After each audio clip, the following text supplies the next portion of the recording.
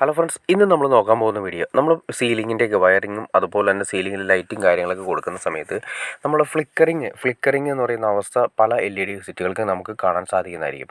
അതെങ്ങനെ കണ്ടുപിടിക്കാം? ഈ ഫ്ലിക്കറിങ് ജസ്റ്റ് നമുക്ക് എത്ര വലിയ കമ്പനികളാണെങ്കിലും ഫ്ലിക്കറിങ് ഉണ്ടെങ്കിൽ അത് ഭയങ്കര പ്രശ്നമായിരിക്കും. കാരണം കണ്ണിന് കാര്യങ്ങളൊക്കെ എല്ലാം വളരെ പ്രശ്നമായ ലെവലിലേക്ക് വളർന്നതായിരിക്കും.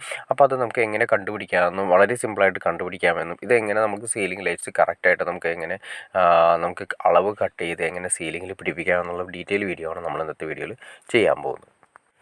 നമ്മൾ കാണുന്ന പോലെ തന്നെ സീലിങ്ങിൻ്റെ ലൈറ്റ്സുകളാണ് നമ്മൾ കൊടുത്തിരിക്കുന്നത്. പാനലിൻ്റെ അതായത് വാൾ സീലിംഗ് ആണ് ഫാൾ സീലിംഗ് കൊടുത്തതിന് ശേഷം ജിപ്സത്തിൻ്റെ വാൾ സീലിംഗ് കൊടുത്തതിന് ശേഷം അതിലൂടെ പാനൽ ലൈറ്റ്സ് ആണ് കൊടുത്തിരിക്കുന്നത്. ഇതെല്ലാം തന്നെ നമുക്ക് 3 ടൈപ്പ് ലൈറ്റ്സുകൾ അവൈലബിൾ ആണ്. ഇത് നമ്മൾ കൊടുത്തിരിക്കുന്നത് ന്യൂട്രൽ വൈറ്റ് ആണ് കൊടുത്തിരിക്കുന്നത്. സിസ്കയുടെ ന്യൂട്രൽ വൈറ്റ് ആണ്.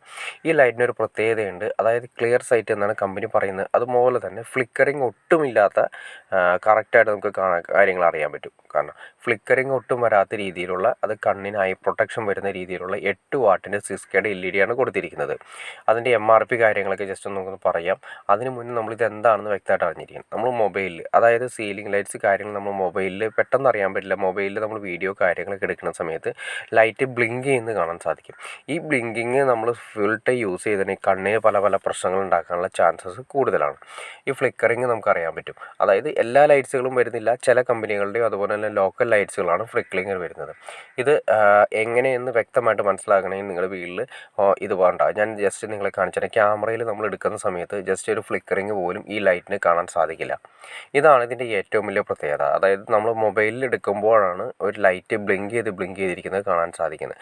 നിങ്ങൾ പല വീഡിയോകളിലും ശ്രദ്ധിച്ചറിയാൻ പറ്റും, നമ്മൾ മൊബൈലിൽ വീഡിയോ എടുക്കുന്ന സമയത്ത് ഇതിങ്ങനെ ബ്ലിങ്ക് ചെയ്തിരിക്കും.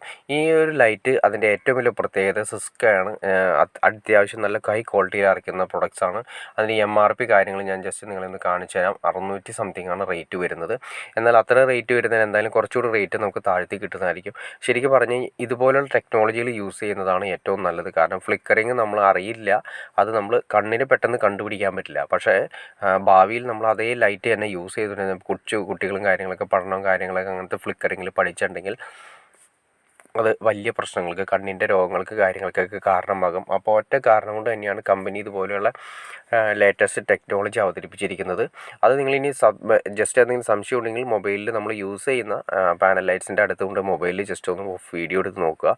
വീഡിയോ എടുത്ത് നോക്കുമ്പോൾ ഫ്ലിക്കറിങ് ഉണ്ടെങ്കിൽ ഉടനെ തന്നെ മാറ്റിക്കളയുന്നതാണ് ഏറ്റവും നല്ലത്. ഇത് നമ്മൾ സിസ്കയുടെ LED ഞാൻ പറഞ്ഞ പോലെ തന്നെ സെപ്പറേറ്റ് അഡാപ്റ്ററും കാര്യങ്ങളാണ് വരുന്നത്. അത് നമുക്ക് നേരെ എങ്ങനെ പിടിപ്പിക്കാമെന്ന് നോക്കിക്കഴിഞ്ഞാൽ തന്നെ അതിൻ്റെ ബാക്ക് സൈഡ് ഇത് സ്ക്വയർ ടൈപ്പാണ് നമ്മൾ സെലക്ട് ചെയ്തിരിക്കുന്നത്. അതിൻ്റെ സൈഡുകളിൽ നിങ്ങൾ കാണുന്ന പോലെ തന്നെ അഡാപ്റ്റർ ഉണ്ട് കേട്ടോ. ഈ അഡാപ്റ്റർ കറക്റ്റ് അതിൻ്റെ പൊസിഷൻ ഉണ്ട് കണ്ടോ, ആരോ മാർക്ക് പിന്നെ വരുന്ന 2 ഡോട്ടുകളാണ്. ഇത് കറക്റ്റായിട്ട് മാർക്ക് ചെയ്യണം. ഇത് മാർക്ക് ചെയ്ത് നമ്മൾ ഊരിയെടുത്തതിന് ശേഷം വെക്കുകയാണെങ്കിൽ തന്നെ, അതിൻ്റെ അഡാപ്റ്റർ ഊരിയെടുത്ത് വെക്കുകയാണെങ്കിൽ കറക്റ്റ് അതേ പൊസിഷനിൽ തന്നെ വെക്കണം. കാരണം DC വോൾട്ടേജ് ആയതുകൊണ്ട്, അതായത് LEDയിലേക്ക് പോകുന്ന DC വോൾട്ടേജ് ആയതുകൊണ്ട് ഫേസും നമ്മുടെ നമ്മുടെ പ്ലസ്സും മൈനസും മാറാൻ പാടില്ല. ഇതാണ് നമ്മുടെ വരുന്ന ആ സ്പ്രിങ് വരുന്നത്. ഈ 2 സ്പ്രിങ്ങിലാണ് നമ്മൾ സീലിങ്ങിൽ ലൈറ്റ് ഉറപ്പിച്ച് നിർത്തുന്നത്. ഇനി നമ്മൾ എങ്ങനെ കട്ട് ചെയ്യുന്ന കാര്യങ്ങളൊക്കെ നോക്കാം. അതിന് മുമ്പ് ഇതിൻ്റെ വാറണ്ടി കാർഡും കാര്യങ്ങളൊക്കെ ഇത് ജസ്റ്റ് ഒന്ന് ചെക്ക് ചെയ്യാം.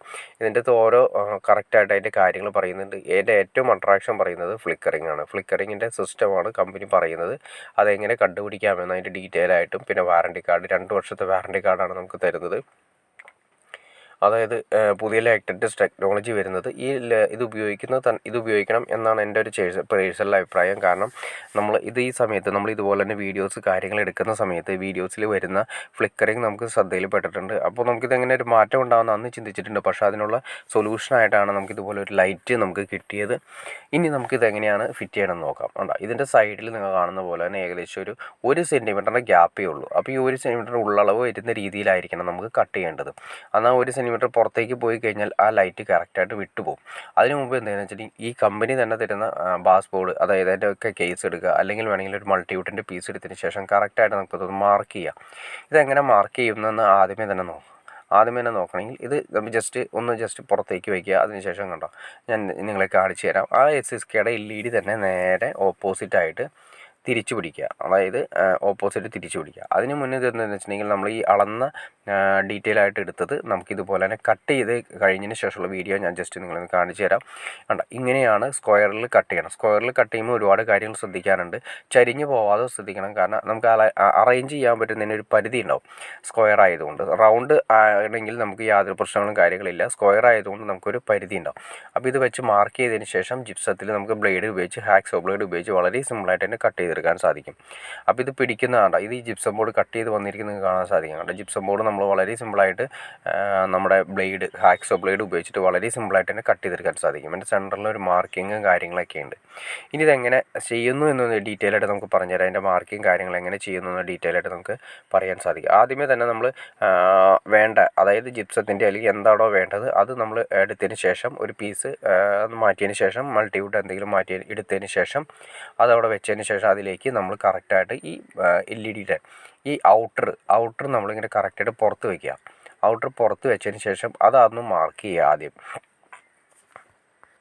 ഒരു പേന കൊണ്ടോ കാര്യങ്ങളൊക്കെ ആയിട്ട് ഔട്ടർ ഒന്ന് മാർക്ക് ചെയ്തതിന് ശേഷം ഏകദേശം 1 സെൻറ്റിമീറ്റർ നമ്മൾ നടക്കുക.